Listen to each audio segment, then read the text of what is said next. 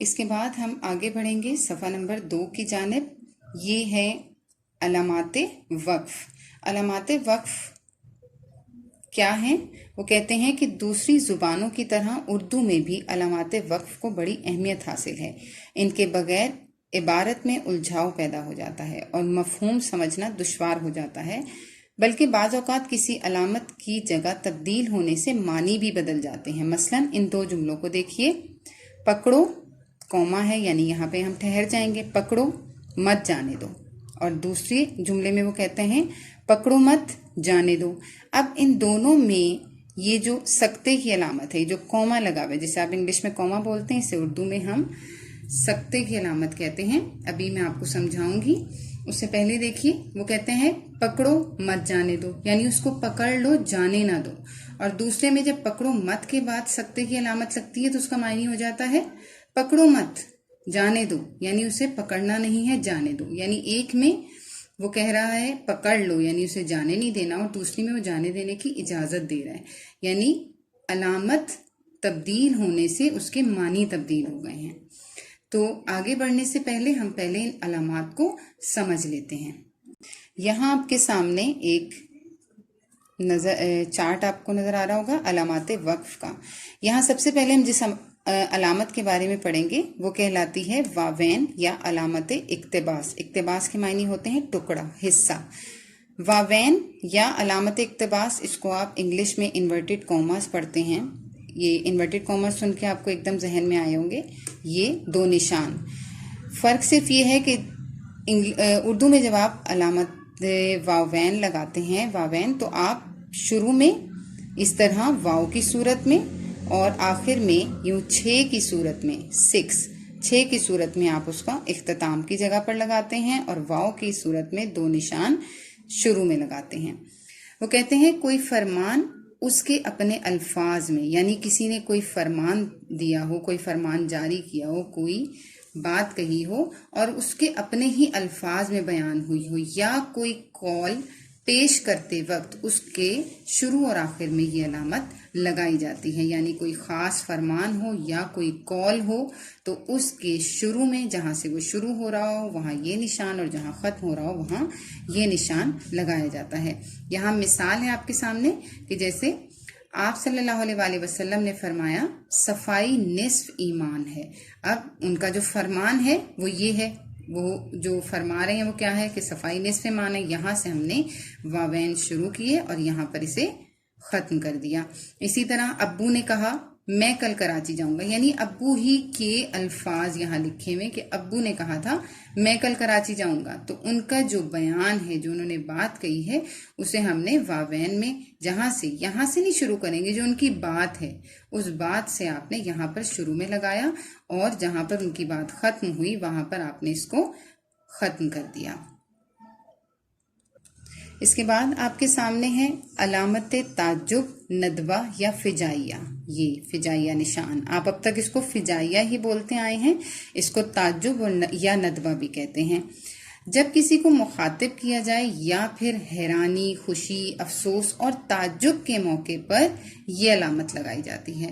جیسے کہ یہاں پر مثالیں آپ کے سامنے، آہا بس آ گئی، خدایا مجھے نیکی کی توفیق دے، اف بہت گرمی ہے. یعنی اس طرح کے الفاظ جن میں خوشی کا، حیرانی کا یا پھر افسوس کا، تعجب کا اظہار کیا جائے، یا پھر جب ہم کسی کو مخاطب کرتے ہیں تو ہم فجائیہ نشان کا استعمال کرتے ہیں، اور اس کو علامات تعجب یا ندوہ بھی کہا جاتا ہے. آگے بڑھتے ہیں. اب ہے آپ کے سامنے وقفہ خفیف یا سکتہ. یہ جو آپ کے سامنے نشان کوما، اسے آپ انگلش میں کوما کہتے ہیں. اسے وقفہ خفیف یا سکتہ کہا جاتا ہے. خفیف یعنی مختصر، چھوٹا سا وقفہ، زیادہ لمبا نہیں. وہ کہتے ہیں جب بہت سی باتیں کہی جائیں یا جملہ طویل ہو تو ہمیں اسے سمجھنے کے لیے اس کے درمیان اس نشان کا استعمال کرنا پڑتا ہے. یعنی جب بہت ساری چیزوں کا ذکر ہو رہا ہو اور جملہ اس کی وجہ سے لمبا ہو رہا ہو، طویل ہو رہا ہو، تو ہم اس جملے کو سمجھنے کے لیے اس کے درمیان سکتہ، یہ وقفہ خفیف کی علامت کا استعمال کرتے ہیں. اب مثال میں ہمارے پاس کیا ہے، جیسے کہ कराची, लाहौर, फैसलाबाद, रावलपिंडी और पेशावर पाकिस्तान के मशहूर शहर हैं। अब यहाँ इतने सारे शहरों का तज़किरा हो रहा है, लेकिन अब समझने के लिए, आसानी के लिए हमने तमाम शहरों के दरमियान में इस निशान का, इस अलामत का इस्तेमाल किया। और ये जहन में आपने रखना है कि ये देखें, रावलपिंडी और पेशावर जो हैं, इनके दरमियान हमने सख्ता की अलामत नहीं लगाई, वक्फा खफीफ नहीं लगाया, क्योंकि जो आखिरी दो लफ्ज़ होते हैं, यानी जब आखिरी लफ्ज़ आ रहा हो और उसके बाद आपका जुमला ख़त्म होने पे आ रहा हो, तो आप आखिरी लफ्ज़ से पहले और का इस्तेमाल करते हैं, वहाँ पर आप इस अलामत का इस्तेमाल नहीं करते। ठीक है। उसके बाद दूसरी मिसाल में देखिए, असलम के वालिद नेक, सख्ता की अलामत, परहेजगार और रहमदिल इंसान है, यानी इन दो के दरमियान हमने ये अलामत लगाई और आखिरी लफ्ज़ से पहले हमने यहाँ पर और का इस्तेमाल किया। तो उम्मीद करती हूँ ये आपको समझ आया। अगर ये तो वो है जो आप पिछली जमात में ये निशान इस्तेमाल भी करते आए हैं। जैसे मैं कहूँ कि मेरे पास बहुत सी कॉपी, पेंसिल और किताबें हैं, तो कॉपी और पेंसिल के दरमियान आप सख्ता ये वक्फा खफीफ लगाएंगे और आखिर में और लगाकर जुमले को इख्तिताम पर ले जाएंगे। आगे चलते हैं। अब है आपके सामने निशान इस्तिफहाम या सवालिया निशान।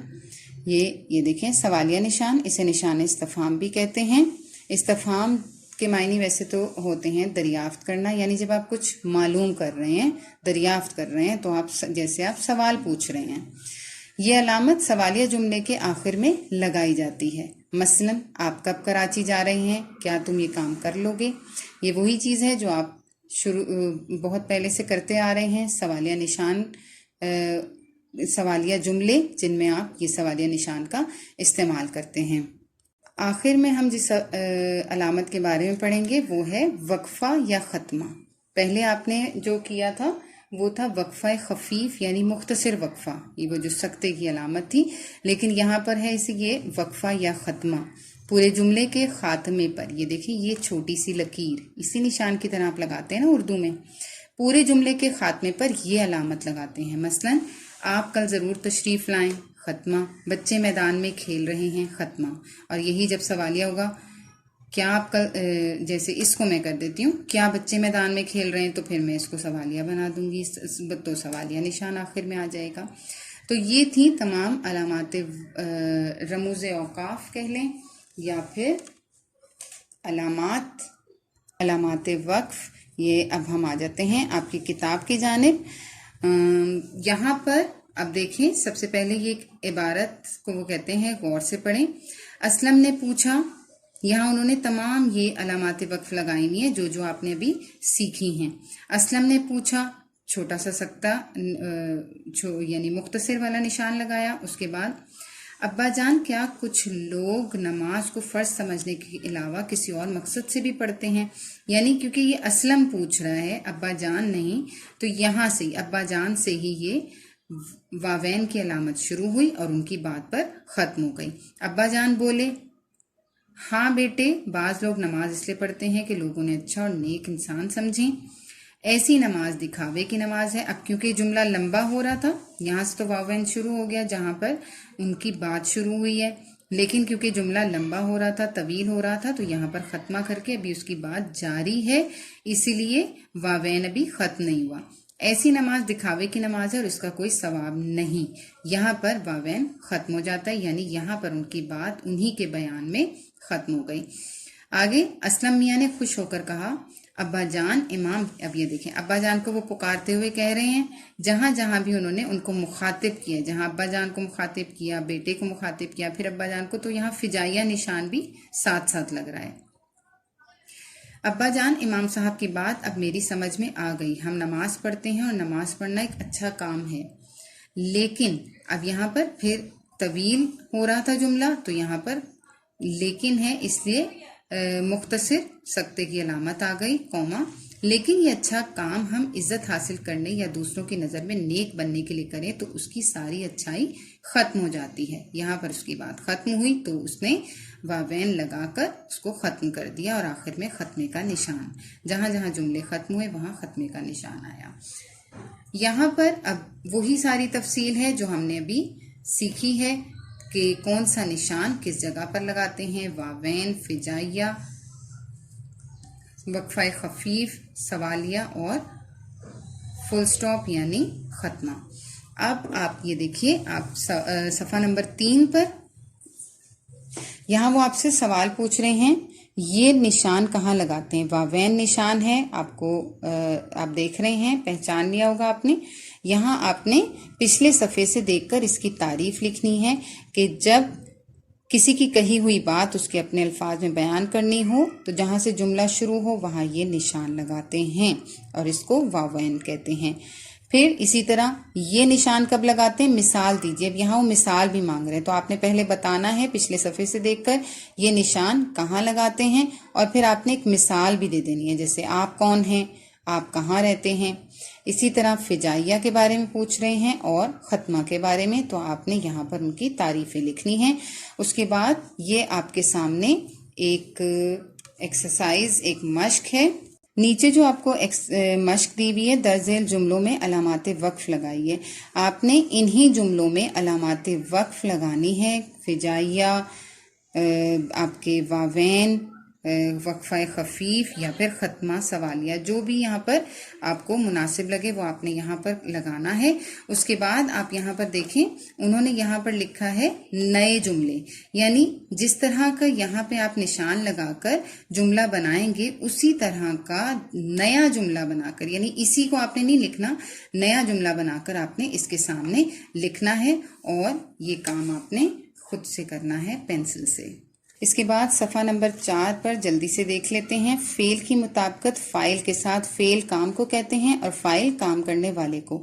यहाँ वो हमें कह रहे हैं दर्ज झेल जुमलों यानी नीचे दिए गए जुमलों में वाहिद अस्मा की जमा बनाइए। जो इस्म, जो नाम वाहिद होगा, आपने पहले अपनी आसानी के लिए उसे खत कशीद कर लेना है पेंसिल से। उसके बाद उसे जमा में तब्दील करना है और ज़रूरी तब्दीलियों के बाद जुमलों को दोबारा लिखना है। जैसे मिसाल उन्होंने दी है, बकरी घास खा रही है, तो बकरी की जमा बकरियां हो गई, तो आखिरी हिस्सा जो है फेल वाला हिस्सा, काम वाला हिस्सा, वो तब्दील हो गया, बकरियां घास खा रही हैं। इसी तरह 2 मिसालें आपको दिखाऊंगी। माँ बच्चे को प्यार करती है, तो माएँ बच्चों को प्यार करती हैं। माँ की भी जमा और बच्चे की भी जमा हो गई। गाय खेत में चर रही है, गायें खेतों में चर रही हैं। ये आपने बाकी की मश्क खुद से अपनी किताब पर हल करनी है। Thank you. Allah Hafiz.